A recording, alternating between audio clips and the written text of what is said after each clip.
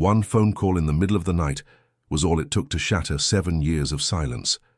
Clara never imagined that walking through those hospital doors would mean facing the one face she'd spent years trying to forget. A single look between two strangers, except they weren't strangers at all. And what happens next will change 3 lives forever. Before we begin, I need to tell you something. I created Allure TV especially for those of you who follow me here, and there's content on there that this platform would never allow. Uncensored stories, with no cuts and no ads. You'll find everything: steamy stories, mafia stories, billionaire romances, and many more genres that you're going to love. There's new content every day for you to listen to in multiple languages, or read whenever you prefer. This channel no longer generates any revenue for me, but I have an amazing team that works hard every week for all of you.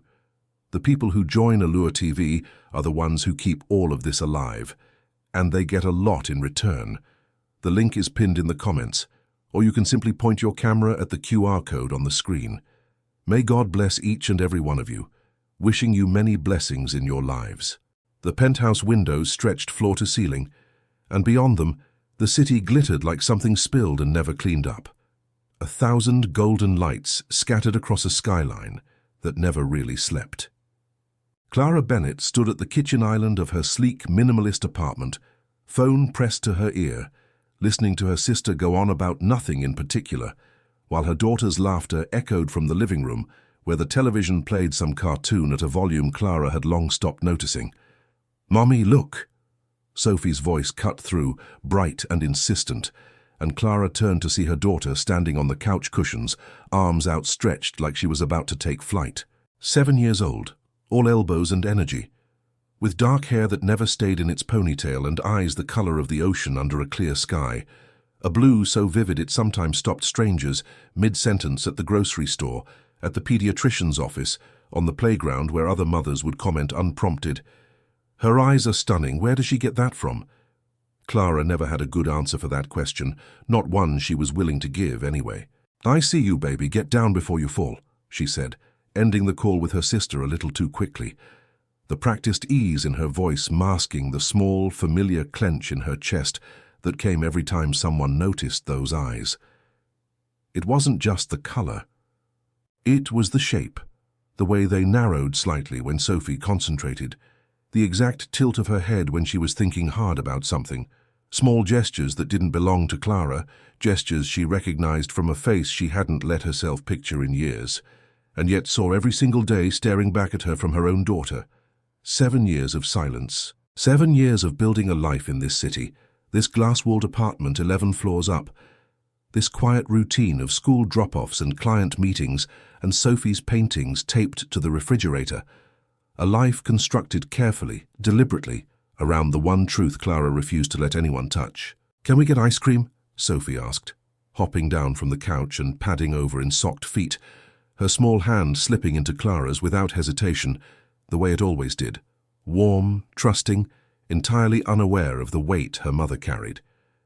"It's almost bedtime," Clara said, crouching down to Sophie's eye level, and there it was again, that flash of blue, clear and searching, so achingly familiar that for a moment Clara forgot how to breathe. "Please, just a little bit." Clara laughed despite herself, brushing a strand of hair from Sophie's forehead. Her daughter's skin was warm under her fingertips, smelling faintly of the lavender shampoo Clara used every night, a small grounding detail in the middle of a feeling she couldn't quite name. "Fine, a little bit. But then straight to bed, deal? Deal."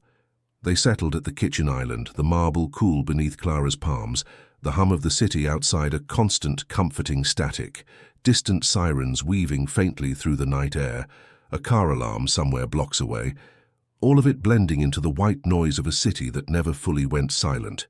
Clara scooped small bowls of strawberry ice cream, while Sophie swung her legs against the bar stool, humming some tune from her cartoon, utterly unbothered by the world beyond her small, warm universe of ice cream and Friday night television.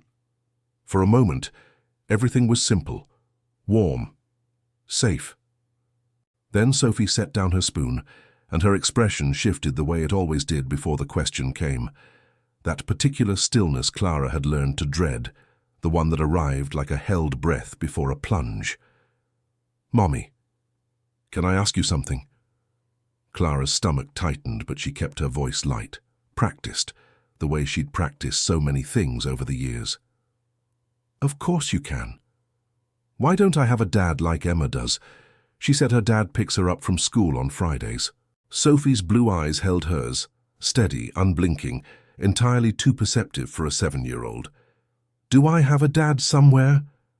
The question landed exactly the way it always did, soft, small, and utterly devastating, no matter how many times Clara had braced for it. She set down the ice cream scoop carefully, giving herself a second, just 1 second, to arrange her face into something calm, something that wouldn't give away the way her pulse had suddenly quickened, the way old memories pressed against the inside of her chest like hands against glass. "Everyone has a dad, sweetheart," Clara said carefully, choosing each word like she was walking across something fragile. "Yours just isn't around right now." "Why not?" "It's complicated, baby." The same answer she always gave. The same answer that felt smaller and more inadequate every single time, thinner with each repetition, like a coat worn too many winters. Sophie considered this with the particular seriousness only children seem capable of, tracing the rim of her bowl with one finger, her brow furrowing in a way that made Clara's breath catch. That same small crease, that same tilt of concentration she'd seen 1,000 times before on someone else's face, in another life, in a different city, before everything fell apart. Is he far away? You have no idea, Clara thought, feeling the old familiar ache bloom behind her ribs. Guilt, love, fear, all tangled together into something she'd never quite learned how to name, something that lived quietly under her skin, waiting. "Maybe someday I'll tell you everything," Clara said instead, reaching over to tuck a loose curl behind Sophie's ear, letting her fingers linger against her daughter's cheek a moment longer than necessary, memorizing the warmth of it, the way she always did when guilt crept too close to the surface. "But right now all you need to know is that you are so loved, by me, by your aunt, by everyone who knows you." Sophie seemed to accept this, at least for tonight, nodding slowly before diving back into her ice cream with the easy resilience only a child possesses, the ability to hold a heavy question for a moment and then simply set it down, trusting that the answer would come when it was supposed to, when the time was right, whenever that might be. Clara watched her daughter eat in comfortable silence, the city lights blinking steadily beyond the window, each one a small, indifferent witness to the secret she'd carried for 7 years, a secret that pulled at her chest like an undertow, patient and constant, never fully gone no matter how far she swam from it. She told herself, as she always did, that she was protecting everyone. Sophie, herself, and the man whose face she saw every time her daughter looked up at her with those unmistakable blue eyes. The same blue that had once looked at her across a hospital cafeteria table and made her believe, foolishly, that some kinds of love were built to last forever. She had built walls around this truth so carefully, so completely, that she almost believed they were unbreakable, brick by careful brick, over 7 long years of silence. She had no idea how soon they were about to come crashing down, nor how little warning she would get before they did. The sound came first, a wet, ragged gasp that tore Clara from sleep faster than any alarm ever could. She was on her feet before she was fully conscious, stumbling down the hallway of the apartment in the dark, one hand trailing along the cool wall for balance, her heart already slamming against her ribs, before her mind caught up to what was happening. "Sophie!" The bedroom light flicked on, and there was her daughter, sitting upright in bed, both small hands clutched at her own throat, lips parted around breaths that weren't coming easily enough, weren't coming right. Her eyes, that impossible, familiar blue, were wide with a fear too large for a 7-year-old's face, silently begging her mother to fix whatever this was. "Mommy." The word came out broken, thin. "I'm here, baby. I'm here."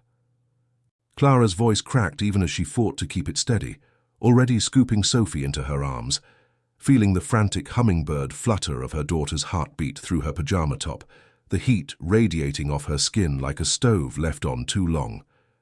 "Can you breathe for me?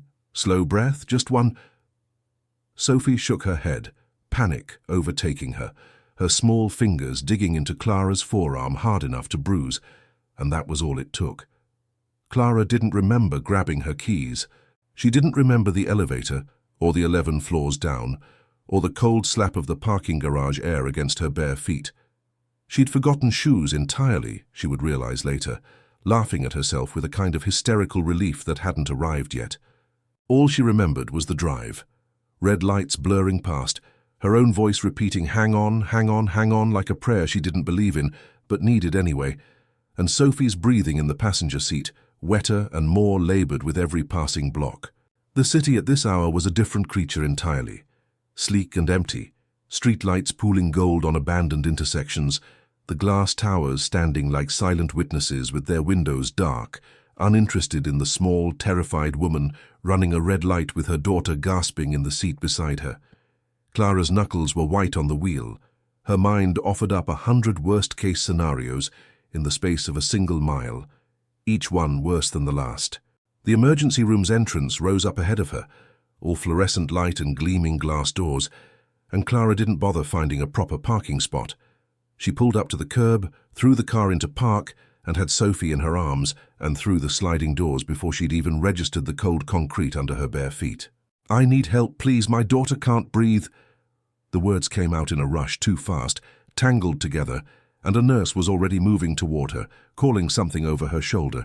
And then there were hands, careful, competent hands, lifting Sophie from her arms and onto a gurney, and Clara was moving alongside it, refusing to let go of her daughter's small fingers, even as the world around her blurred into motion and noise and fluorescent light. "We need Dr. Whitfield down here now," someone called out, and Clara barely registered the name, barely registered anything beyond the tight, cold fear coiled in her stomach, beyond Sophie's face, pale and frightened, beyond the sound of her daughter's breath rattling wetly in her small chest. And then the doors at the end of the hallway swung open, and every thought in Clara's head simply stopped. He came through fast, white coat snapping around his legs, a stethoscope already in one hand, his focus entirely, professionally locked on the gurney rolling toward him. And for one suspended second, Clara forgot to breathe entirely, forgot the emergency, forgot everything except the impossible gutting fact of his face. Older now, sharper at the jaw, a few fine lines at the corners of his eyes that hadn't been there before. But unmistakably, achingly him. Daniel. 7 years dissolved in the time it took him to look up. His eyes, that same clear, striking blue that Clara saw every single day in her daughter's face, found hers across the chaos of the emergency room, and something in his expression cracked open, just for an instant. Shock and disbelief flooding features trained for years to remain composed under pressure. His mouth parted slightly, like her name was rising in his throat before he could stop it. "Clara!" But there was no time. The gurney reached him, and whatever recognition had passed between them was swallowed instantly by the machine of his training, the years of discipline that took over the moment a patient needed him. His hands moved to Sophie without hesitation, his voice shifting into something calm and clinical, low and reassuring in a way that made Clara's chest ache even through her terror. "Hey there," he said gently, crouching slightly to meet Sophie's frightened eyes, and Clara watched frozen as her daughter's panicked breathing hitched at the sight of him, not from fear, but from something that looked almost like recognition, some instinctive, wordless pull. "I'm Dr. Whitfield. I'm going to help you breathe easier, okay? Can you tell me your name?" "Sophie," she managed between gasps. "Sophie. That's a beautiful name." His hands moved with quick, practiced efficiency, checking her pulse, listening to her lungs. His expression a mask of careful calm, even as something flickered behind his eyes. Something Clara recognized instantly, because she'd spent 7 years trying to forget the exact way his face moved when he was fighting to hold himself together. "We need oxygen and a neb treatment now," he said to the nurse beside him, his voice sharp and sure, and then quieter to Sophie. "You're doing great, sweetheart. Just keep breathing nice and slow for me." Clara stood rooted in place, hands pressed against her mouth, watching the man she had once loved with her whole reckless heart work to save the daughter he didn't know existed. The daughter whose eyes, she realized with a fresh wave of vertigo, were fixed on his face with the same unblinking intensity Sophie always wore when something felt, inexplicably, like home. Daniel glanced up once more, just briefly, And this time his eyes didn't go to Clara's face at all. They went to Sophie's, searching, cataloguing, lingering half a second too long on the shape of her eyes, the exact shade of blue staring back up at him from the gurney. And Clara watched, helpless, as the first thread of understanding began, unmistakably, to pull tight behind his gaze. The treatment room was small and overly bright. A curtain pulled halfway around the bed for the illusion of privacy, and Daniel worked with the kind of focused efficiency that had carried him through a decade of emergency medicine. Except tonight, that focus was costing him more than it ever had before. He adjusted the nebulizer mask over Sophie's small face, checking the seal, checking her oxygen levels on the monitor beside the bed, and told himself, for the fourth time in as many minutes, to simply do his job. Stabilize the patient. Assess. Treat. It was the same rhythm he'd followed 1,000 times, muscle memory built into his hands long before tonight. And yet his hands weren't quite steady, and his mind kept snagging on small, impossible details he couldn't stop cataloguing.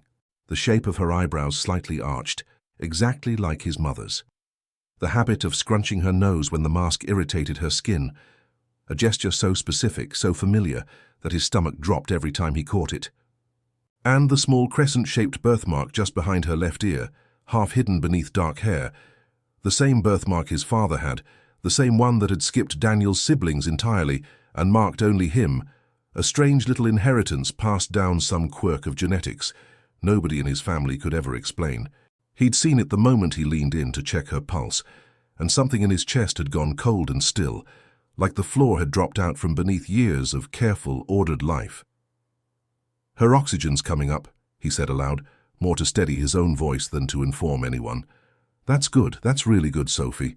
Sophie peered up at him over the edge of the mask, her blue eyes, his eyes, he thought, and immediately hated himself for thinking it, tracking his face with the same unguarded curiosity children reserved for things they didn't yet understand, but instinctively trusted.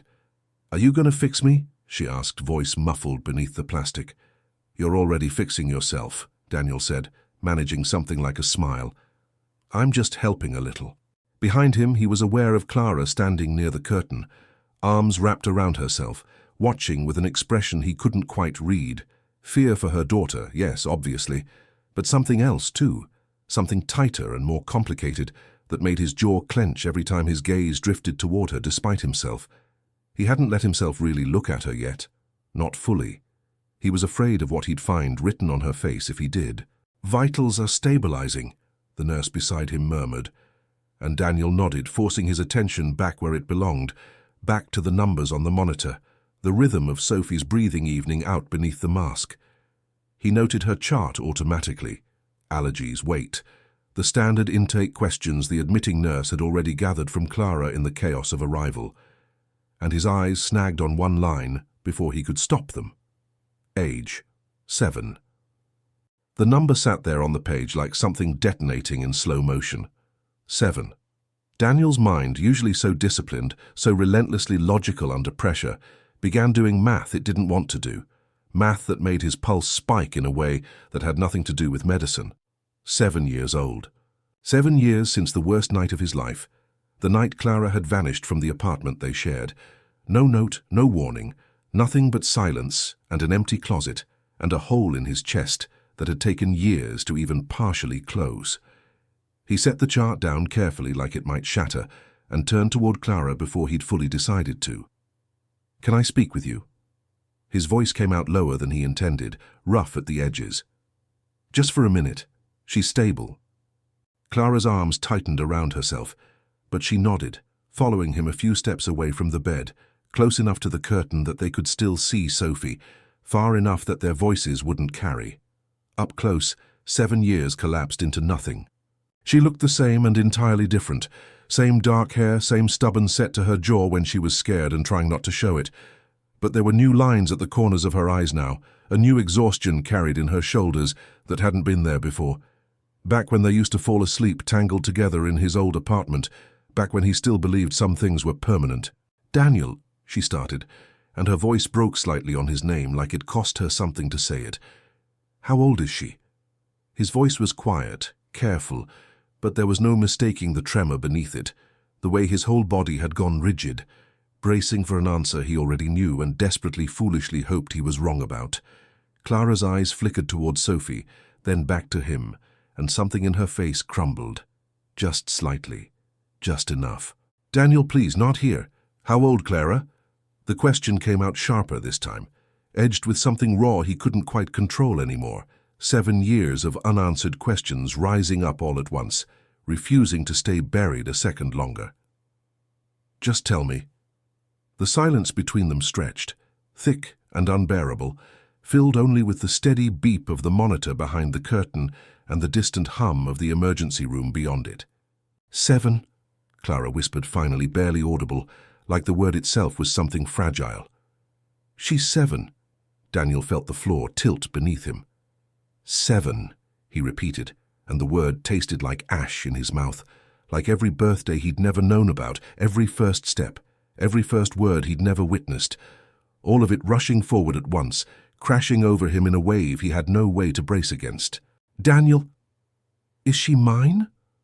The question hung suspended in the fluorescent light between them, terrible and enormous, and Clara's face, pale, stricken, tears gathering unshed at the corners of her eyes, gave him the answer before she ever opened her mouth to speak it.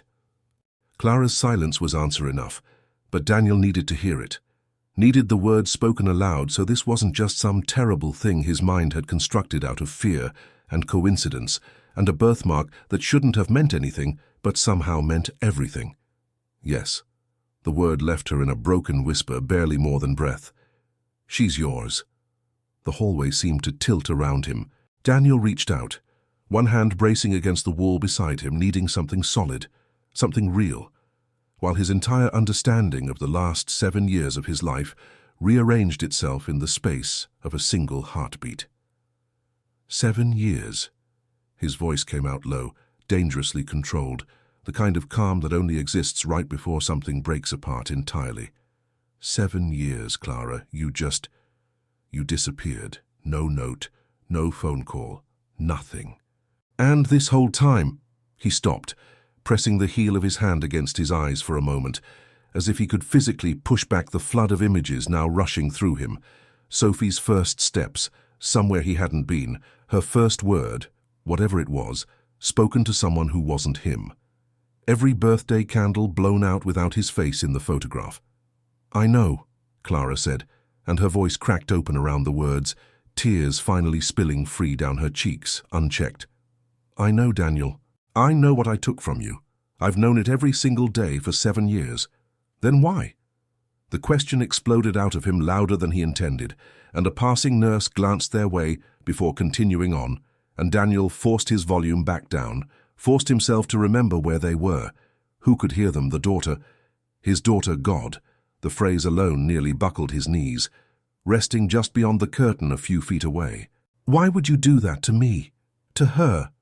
Clara wrapped her arms around herself, shrinking slightly under the weight of his anger, but she didn't look away, didn't flinch from what she clearly felt she deserved.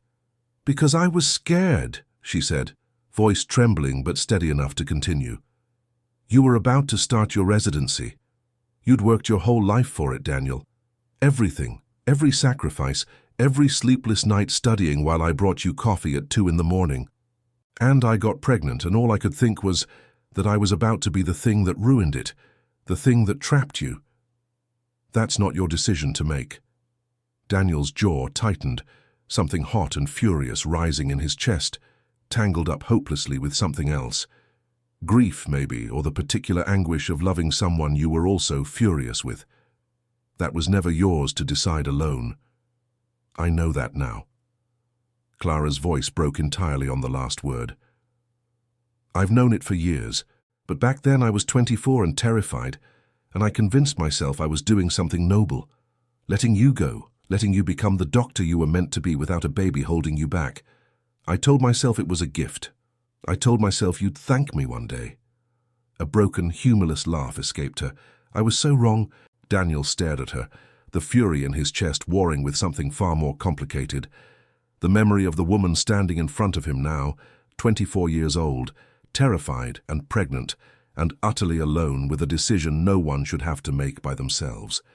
He remembered loving her so completely it had frightened him sometimes, the kind of love that made him plan an entire future in his head without even meaning to. And she had erased herself from his life rather than let him choose that future for himself. "You didn't trust me," he said finally, quieter now, and something in his tone had shifted from rage into something more devastating, more wounded. "That's what this was. You didn't trust that I would have chosen you, chosen us." "I trusted you completely," Clara said, shaking her head fiercely. "I just didn't trust myself not to ruin your life if I stayed." Daniel let out a breath that was almost a laugh, except there was no humor in it at all, only exhaustion and disbelief. "So instead you ruined mine a different way. You just made sure I never even knew what I was missing."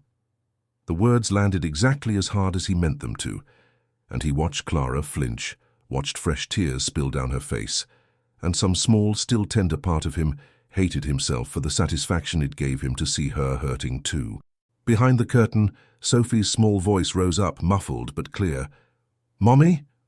Both of them turned instantly, 7 years of accusation and grief suspended mid-air, replaced immediately by the reflexive urgency only a child's voice could summon. Clara moved first, slipping past him toward the bed, and Daniel followed a beat behind, forcing his face back into something calmer, something a frightened 7-year-old wouldn't need to carry along with her illness. "I'm right here, baby," Clara said gently, taking Sophie's small hand, and Daniel watched from the foot of the bed as his daughter's eyes, his own eyes, staring back at him from a face that hadn't existed in his understanding of the world 20 minutes ago, searched first her mother's face and then, with unmistakable curiosity, his. "Is he going to keep helping me?" Sophie asked, gesturing weakly toward Daniel with the hand not currently gripping her mother's fingers. Daniel's throat tightened unbearably. 7 years of absence stretched between them, an ocean he had no idea how to cross, and yet here she was, this small stranger with his eyes and his mother's stubbornness, asking so simply, so easily, for the one thing he suddenly wanted more than anything else in the world. "Yeah," he managed, his voice rougher than he intended. "Yeah, sweetheart. I'm not going anywhere." He didn't miss the way Clara's eyes lifted to his at those words, startled, searching, nor the way something unspoken passed between them, heavy with everything still unresolved, everything neither of them was ready yet to say aloud.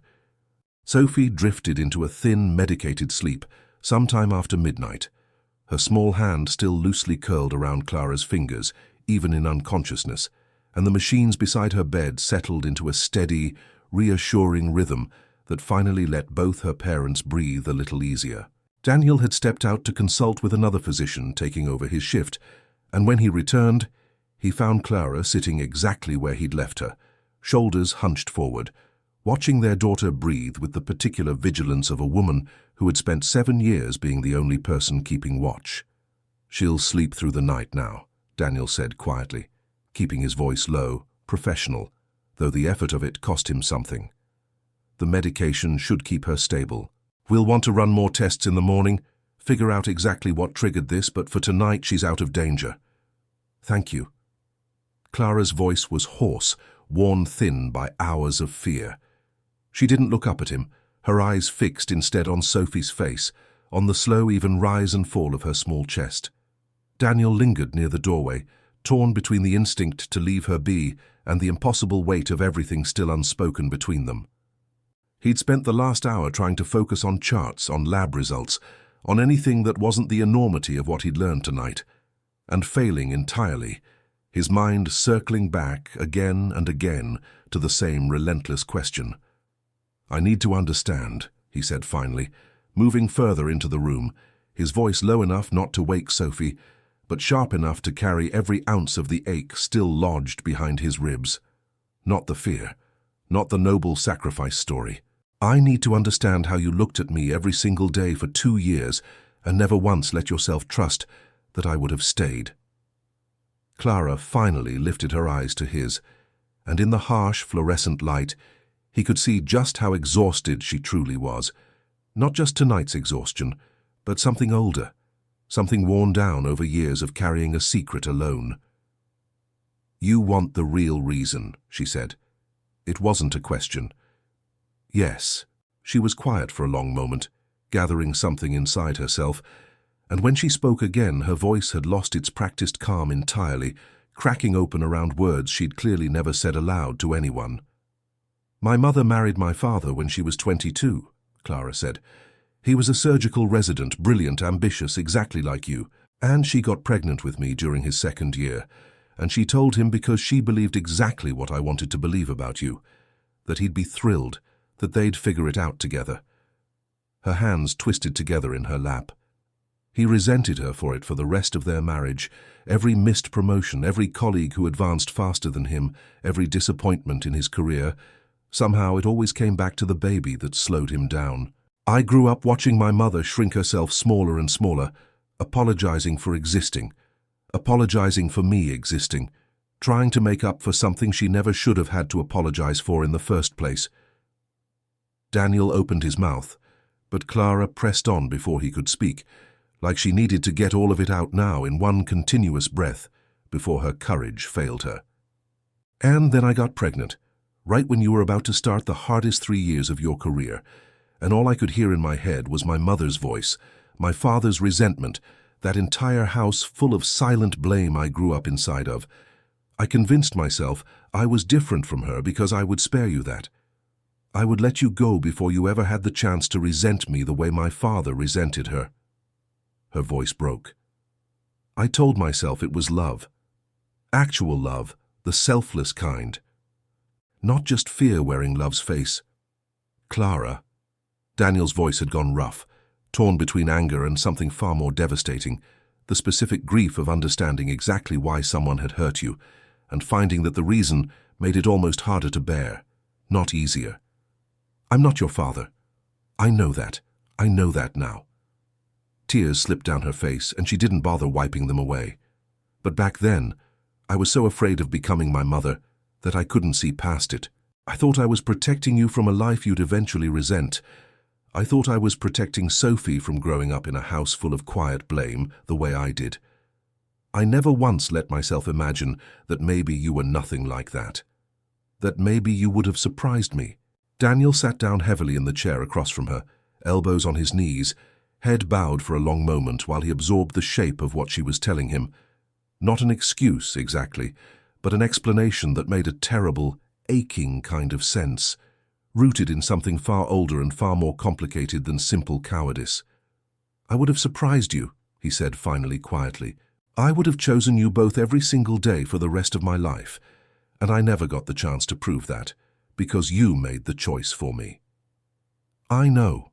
Clara's voice was barely audible now. I've known that for 7 years, Daniel. I've lived with that every single day, watching her ask questions about you that I couldn't answer, watching her look for your face in every man who so much as smiled at her on the street. I didn't save you from anything. I just made sure we both suffered for it separately, instead of struggling through it together. The silence that followed wasn't angry anymore. It had shifted into something rawer, something that ached with mutual loss rather than accusation. 2 people mourning years neither of them could get back. Daniel looked at Sophie's sleeping face, at the small, familiar crease between her brows even in sleep, and felt something in his chest twist painfully. I don't forgive you, he said quietly, honestly. Not yet. I don't know if I can, not after everything I've lost. But I understand you a little better now than I did an hour ago. Clara nodded, accepting this without argument, without pushing for more than he was ready to give.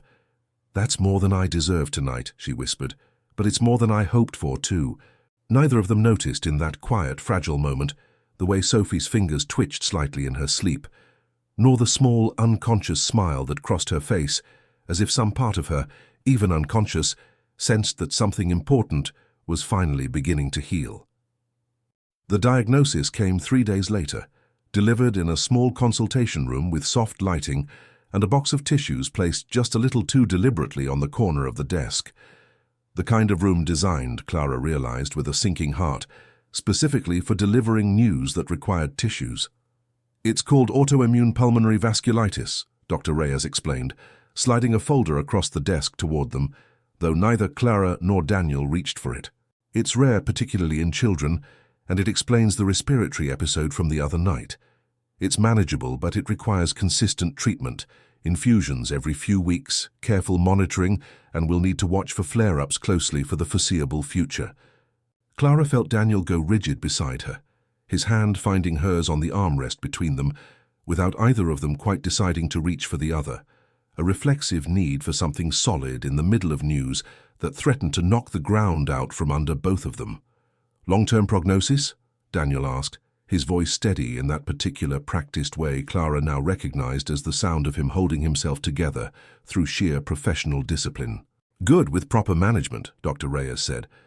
"Children with this condition typically do very well when the treatment plan is followed closely, but it will mean frequent hospital visits for a while, until we get things stabilized." Frequent hospital visits meant, in practice, that Clara and Daniel spent the next several days locked into the peculiar, unavoidable intimacy of hospital corridors, sharing vending machine coffee at 3 in the morning, trading off naps in uncomfortable chairs beside Sophie's bed, developing a silent shorthand neither of them had planned on relearning after 7 years apart. "She likes the blue cup, not the pink one," Clara said one evening, watching Daniel reach automatically for the wrong one on the little rolling tray beside Sophie's bed. "Don't ask me why. She's very specific about it." Daniel huffed something close to a laugh, swapping the cups without argument, and something in the easy domesticity of the moment settled strangely into Clara's chest. Grief and comfort tangled together, mourning the years they'd missed, even while quietly, cautiously building something new out of the wreckage. Sophie, for her part, had taken to Daniel with the swift, uncomplicated trust only a child could offer, entirely unburdened by 7 years of history she didn't yet know existed. "Are you going to be my doctor forever?" she asked him one afternoon, swinging her IV-tethered arm gently while he checked her vitals, her eyes tracking his every movement with open curiosity. "For as long as you need one," Daniel said, keeping his tone light, professional, though Clara caught the way his hands paused for just a fraction of a second too long against her daughter's wrist. "Good. You're way nicer than the other doctor." He had cold hands. "I'll make sure to warm mine up before I touch you then," Daniel said, and Sophie giggled, delighted, the sound bright and unguarded in the sterile hospital room. The next evening he arrived at her bedside carrying something tucked under his arm, a small, slightly worn stuffed rabbit with one ear flopping lower than the other, clearly not new, clearly chosen with some care. "I thought you might want some company," he said, a little awkwardly, setting it on the bed beside her. "He's been through a lot too. Lost an ear in an unfortunate incident with my niece's dog, but he's tough, just like you." Sophie's face lit up as she pulled the rabbit into her arms, hugging it fiercely. "What's his name?" "Winston," Daniel said. "He needs someone brave to take care of him." "I can do that," Sophie said solemnly, and then, tilting her head with the particular directness only children seemed capable of, added, "You're really nice for a doctor." "Are you always this nice, or just to me?" Daniel's throat tightened visibly, and Clara, watching from the doorway with her arms crossed protectively over her chest, saw something crack open behind his careful composure, grief and tenderness colliding all at once. "Just to you, I think," he said quietly, and Sophie beamed, entirely unaware of the weight carried inside that simple, honest answer. She'd started calling him the nice doctor to the nursing staff, to her aunt on the phone, to anyone who asked who'd brought her the rabbit, an innocent, temporary name for a truth she didn't yet know, though Clara noticed, with a small, aching pang, that Sophie's eyes tracked Daniel around the room, with an attentiveness she didn't offer any of the other staff, an unconscious pull toward something her small heart perhaps already recognized, even if her mind hadn't caught up yet. Later that night, after Sophie had drifted off to sleep with Winston tucked beneath her chin, Daniel lingered in the doorway longer than his shift required, watching his daughter sleep with an expression Clara hadn't seen on his face in 7 years. Something soft and wondering and utterly undone. "She's remarkable," he said quietly, almost to himself. "She is," Clara agreed, coming to stand beside him, close enough that she could feel the warmth radiating off him in the cool hospital air, close enough to catch the familiar, achingly nostalgic scent of him beneath the antiseptic smell of the ward, something clean and warm that used to mean home to her once a lifetime ago. "I missed everything," Daniel said, his voice cracking slightly around the words, the professional composure finally slipping. Every single day of 7 years, Clara. I don't know how to get that back. You can't get it back, Clara said softly, honestly, because false comfort felt like one more thing she owed him the truth instead of. But you're here now, and she already adores you, even without knowing why. Daniel turned to look at her then, and for a long moment neither of them spoke, the space between them charged with something neither of them was quite ready to name. Grief, yes, but underneath it, unmistakably, something that had never fully died, no matter how many years or how much distance had come between them. I don't know how to do any of this, he admitted quietly. Being a father, being anything to you again. I don't have a map for this. Neither do I, Clara whispered. But maybe we figure it out one hospital visit at a time. Daniel's hand found hers again in the dim light of the doorway, tentative, uncertain, and this time neither of them pulled away. The nights blurred together after that. One long stretch of vending machine coffee and uncomfortable chairs, and the steady, hypnotic beep of monitors that Clara had stopped consciously hearing days ago. Sophie's treatments were working. Slow, incremental improvement that Dr. Reyes described as encouraging. But the schedule of infusions and monitoring meant Clara and Daniel found themselves orbiting each other in the same small radius night after night, and something in that forced proximity had begun, quietly, to shift. It was nearly midnight when Clara woke with a start in the recliner beside Sophie's bed, neck stiff, mouth dry, disoriented by sleep she hadn't meant to fall into. Daniel sat across from her in the other chair, a paperback open and forgotten on his knee, watching her with an expression he didn't quite manage to smooth away in time. "You should go home and sleep in an actual bed," he said, voice low so as not to wake Sophie. "I've got her tonight. I'm off shift, but I'm staying anyway." "I'm not leaving." Clara rubbed at her eyes, wincing at the crick in her neck. "I haven't left her alone in a hospital in 7 years. I'm not starting now." "I know." Something in his voice softened. "I just don't like watching you fold yourself into that chair like a pretzel every night. You'll throw your back out." "Are you worried about my back, Dr. Whitfield?" The old teasing note slipped out before she could stop it, familiar and easy in a way that startled them both. Daniel's mouth curved just slightly, the ghost of an expression she remembered from years ago. Quick, private amusement that used to be hers alone to draw out of him. Strictly professional concern. "Poor posture leads to chronic pain. I'd hate to add you to my patient roster." "I'll take my chances." She stretched, wincing again, and when she opened her eyes, she found him still watching her, something unguarded in his expression, before he caught himself and looked away toward the window instead. Silence settled between them, comfortable in a way it hadn't been in days, filled only with Sophie's soft, even breathing and the low electronic hum of hospital equipment. Clara found herself studying his profile in the dim light. The sharp line of his jaw, the small furrow between his brows that hadn't been there 7 years ago, evidence of years she hadn't witnessed, a face grown older without her. "You cut your hair different," she said, before she'd fully decided to speak. Daniel glanced over, surprised. "That's what you noticed, after everything?" "I notice things." Clara felt heat rise in her cheeks, unexpected and unwelcome. "You used to keep it longer, messier.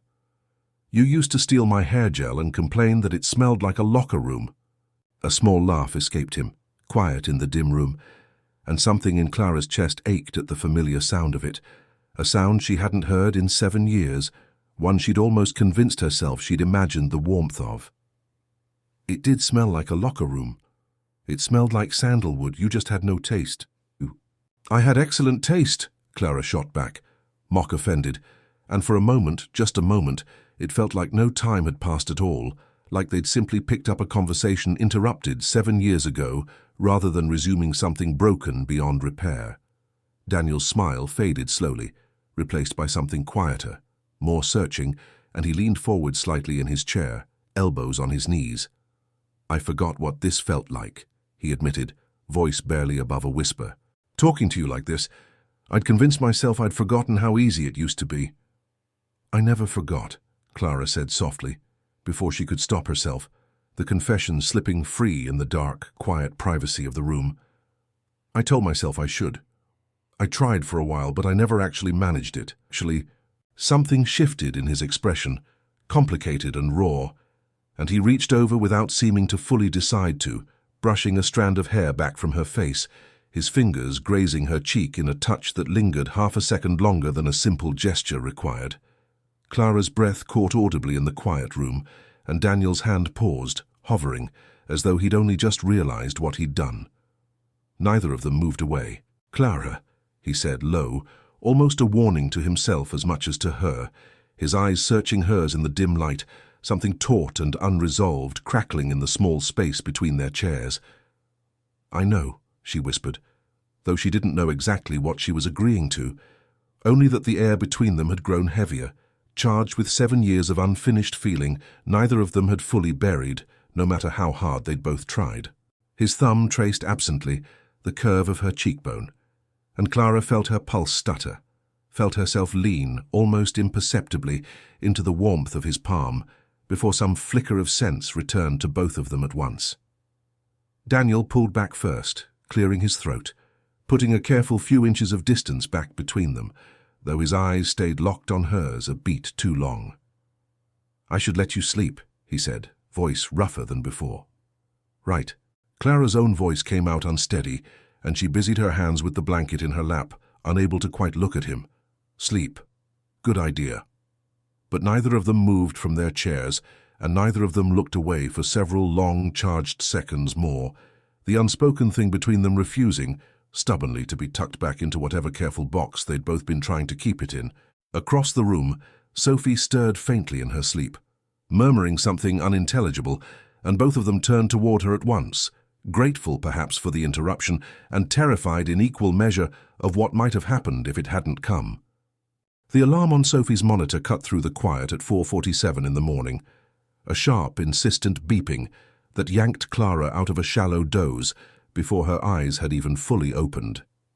She was on her feet instantly, heart already hammering, and across the room Daniel moved just as fast, all traces of the soft, unguarded man from hours earlier replaced instantly by clipped, urgent focus. "Her oxygen's dropping," he said, already at Sophie's bedside, checking the monitor, his voice tight with a controlled panic Clara had never heard from him in a professional capacity before. "Sophie! Sophie! Can you hear me?" Sophie's small face was pale, her breathing shallow and quick, her eyes fluttering without quite opening, and Clara felt the floor tilt beneath her the same way it had the night this all began. "I need the on-call team in here now," Daniel called out, already reaching for the call button, his composure fraying at the edges in a way Clara had never witnessed. "She's desatting fast." The room filled quickly. Nurses, another physician, quick hands and low urgent voices.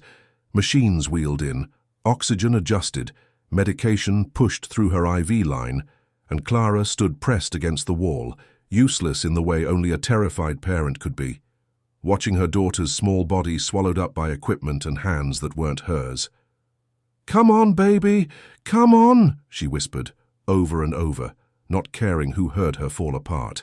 It felt like hours, though the clock on the wall insisted it was only 11 minutes, before Sophie's numbers began climbing back toward normal, her breathing evening out beneath the oxygen mask, the sharp fear in the room slowly loosening its grip. Daniel stayed until the last monitor stabilized, until the on-call team confirmed she was out of immediate danger, and only then did his shoulders drop, just slightly, the professional mask cracking to reveal the exhausted, frightened man underneath. "She's stable," he said quietly, to Clara, to himself, to the room in general. "She's stable." Clara didn't remember crossing the room. She only remembered that suddenly she was in the hallway outside Sophie's door, Daniel beside her, and the adrenaline that had kept her upright for the last 11 minutes drained out of her all at once, leaving her legs unsteady beneath her. "I can't do this again," she said, voice breaking, sliding down the wall to sit on the floor of the empty corridor, the fluorescent lights buzzing faintly overhead. "I can't watch her go through that again, Daniel. I can't." "Hey." Daniel lowered himself down beside her, closer than strictly necessary, his shoulder pressed warm against hers. "She's okay. She's stable. This is part of it. Remember what Dr. Reyes said. Setbacks happen, especially early on. I know what she said. Clara pressed the heels of her hands against her eyes, fighting back tears that came anyway, hot and unstoppable. I know it logically. But watching her struggle to breathe, watching her monitor drop like that, I don't think I will ever not be terrified every single time it happens. Neither will I, Daniel admitted quietly, and something in his voice made Clara lower her hands and look at him. His own eyes were suspiciously bright in the dim hallway light, his jaw tight with an emotion he wasn't bothering to hide anymore. I've done this job for 10 years, Clara. I've stabilized hundreds of patients, and tonight, watching her numbers drop, I have never in my life been more terrified in a hospital. Because she's yours, Clara said softly. Because she's ours. The correction came out immediate, instinctive, and something in his voice cracked wide open around it. And because in the span of 1 week, I went from not knowing she existed to understanding I would burn the entire world down to keep her safe. Do you understand what that does to a person? To realize how much you're capable of loving something you didn't even know you'd lost? Clara's breath caught, and she turned to look at him fully, close enough in the narrow hallway that she could see every line of exhaustion etched into his face, every flicker of raw feeling he'd stopped bothering to hide. I never stopped, Daniel said, quieter now, the words seeming to cost him something to release. Loving you. I want you to know that. So I spent 7 years furious at you. 7 years trying to convince myself I'd moved on, built a whole life around not thinking about you. And it took one phone call, one look across an emergency room, to prove to me that none of it ever actually worked. Daniel! I'm not asking you for anything, he continued quickly, like he needed to get the words out before courage failed him. I know I said I don't forgive you yet, and that's still true some days. But watching you tonight terrified for her the exact same way I am, I don't know how to hold on to anger and this at the same time. I don't know how to keep hating what you did while still wanting, so badly, to be near you again. Clara's tears fell freely now, but something in her chest had cracked open too, something she'd kept locked away and buried for 7 long years, finally given permission to surface. I've spent 7 years hating myself enough for both of us, she whispered. I never stopped loving you either. I told myself I didn't deserve to after what I did. I told myself the punishment for taking her away from you was losing the right to still want you. That's not how this works, Daniel said, his hand finding hers on the cold hospital floor, fingers threading through hers with a certainty that hadn't been there hours earlier. Nobody decides what they deserve to feel. It just happens, whether we're ready or not. They sat together in the quiet hallway, hands intertwined, the adrenaline of the crisis slowly giving way to something gentler, something neither of them had words for yet, but both recognized instantly. A fragile, tentative possibility neither of them had let themselves believe in just hours before. I don't know what happens next, Clara admitted softly. I don't know how we build something out of 7 broken years. Neither do I, Daniel said, his thumb tracing slow, absent circles against her knuckles. But for the first time since that phone rang 3 days ago, I think I actually want to try. Down the hallway, through the half-open door, Sophie's monitor beeped its steady, reassuring rhythm, proof of a small, fierce heart still fighting, still holding both of their broken worlds together without even knowing it. Sophie's recovery, once it truly began, moved faster than anyone had dared hope. Within a week, the color had returned fully to her cheeks. Her laughter filled the hospital room instead of hiding behind labored breaths, and Dr. Reyes had started using words like excellent progress, instead of the careful, guarded language of the first difficult days. Her discharge date was mentioned, tentative pending one final round of tests, and with it came a strange, unspoken tension between Clara and Daniel, both of them quietly aware that the hospital had become its own kind of bubble, one that would soon burst and force them back into a world with no clear map for what came next. It was Sophie, in the end, who cut through all of it with the particular bluntness only a child could manage. She had been quiet all afternoon, unusually thoughtful for a 7-year-old freshly cleared for solid food and television privileges, her eyes tracking between her mother and Daniel with a careful, calculating attention that Clara should have recognized sooner as trouble brewing. "Can I ask you something?" Sophie said finally, addressing the question to Daniel, who was checking her chart at the foot of the bed. "Of course." He set the chart down, giving her his full attention, the way he always did. "Winston has an ear that doesn't match," Sophie said, holding up the worn, stuffed rabbit for emphasis. "You said he lost it in an accident with your niece's dog." "That's right." "So you have a niece?" "I do. Her name's Ellie. She's about your age." Sophie considered this with the particular seriousness she reserved for important calculations. "So you have a sister, then? Because nieces come from siblings, that's how it works, Emma taught me." Daniel's mouth quirked, something careful in his expression, like he could sense where this line of questioning was heading, but wasn't sure yet how to steer it. "I have a sister. Yes, her name is Rachel. And you have parents. Grandparents, I mean, for real people. But parents for you." "I do. So I have a grandma, and grandpa I've never met, and an aunt, and a cousin." Sophie's blue eyes, his eyes unmistakably in that moment more than ever, fixed on him with startling clarity. "Because you're my dad, aren't you?" The room went utterly silent. Clara, standing near the window, felt her whole body freeze, and across the room she watched Daniel's composure falter for the first time all week, his mouth opening slightly without any words emerging. "Sophie," Clara started, moving toward the bed, uncertain what exactly she meant to say. Only that some instinct told her this moment needed careful handling, gentle handling, not the raw shock currently written across both adults' faces. "I'm not mad," Sophie said, with the matter-of-fact ease that only children seemed capable of summoning in moments adults found devastating. "I just want to know if I'm right. You have the same eyes as me. Exactly the same.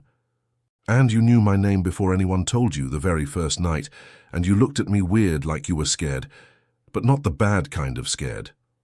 She hugged Winston tighter against her chest. "And you never leave. Real doctors leave after their shift is over. You don't." Daniel sank slowly into the chair beside her bed, and Clara watched something crack open across his face.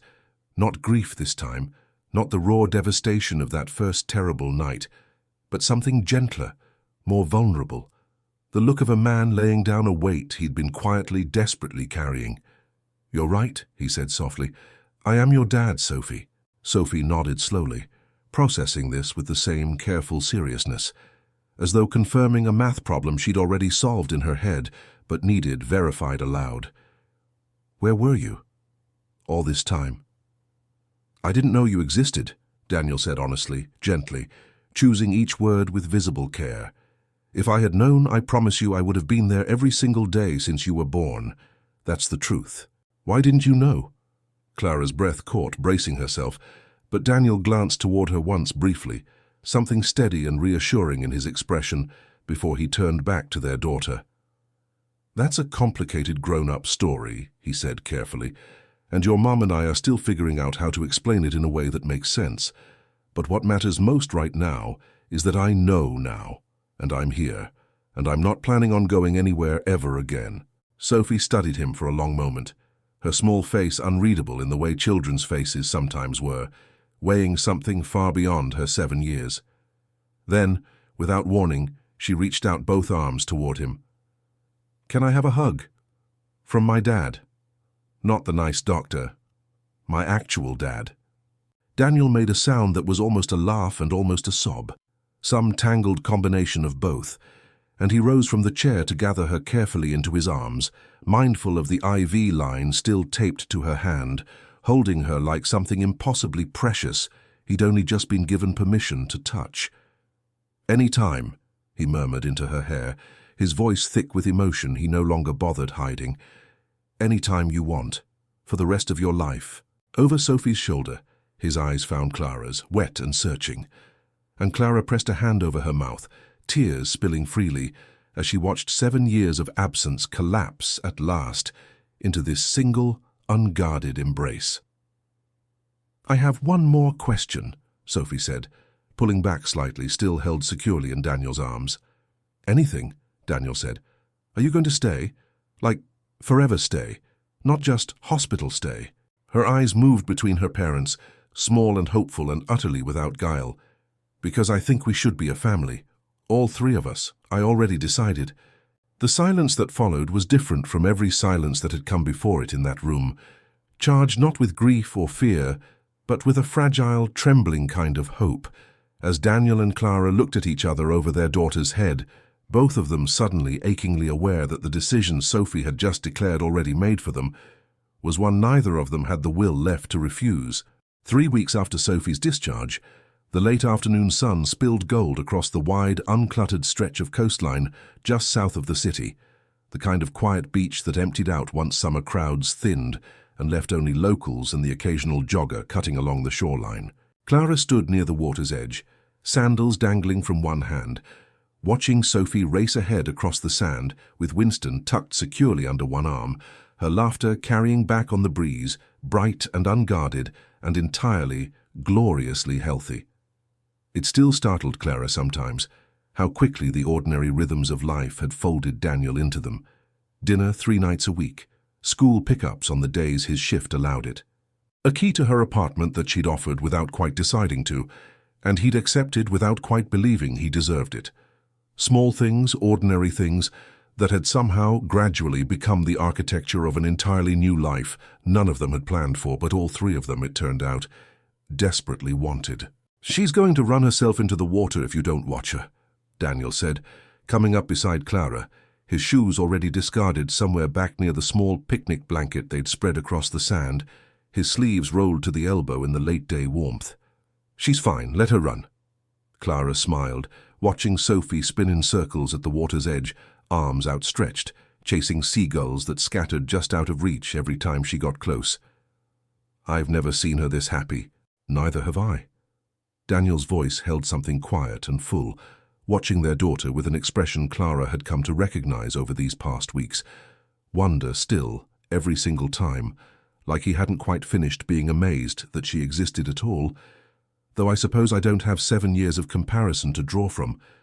"You're catching up fast," Clara said gently, nudging his shoulder with hers.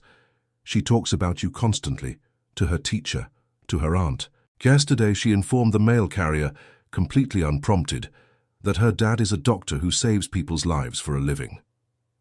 Daniel laughed, low and warm, a sound Clara had grown to treasure over these past weeks, precisely because of how rarely she'd heard it during the hardest years apart. "She told the grocery store cashier the same thing last Tuesday, added that I make terrible pancakes for accuracy." "You do make terrible pancakes. They're experimental. They're inedible, Daniel."